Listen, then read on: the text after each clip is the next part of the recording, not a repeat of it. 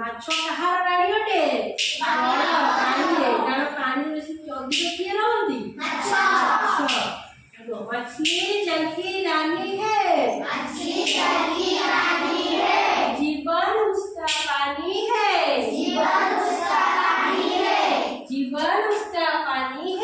जीवन उसका पानी है, हाथ लगाओ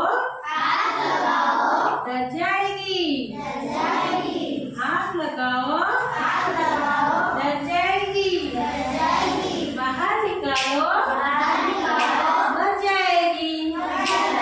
अच्छा माछटा देले जलर राणी अटे ना, ताकू जदि आमे माछ को हाथ लगे डरी जीव ने तमे जदि गोटे बाहर छिड़ा दिव तुमको पछ गुड़ा धरी पकड़ डर जाओ सेमती माछ भी डरी जीव। माछ जदि पानी को काढ़ी देव कौन हो से बचिव ना मर जीव ना।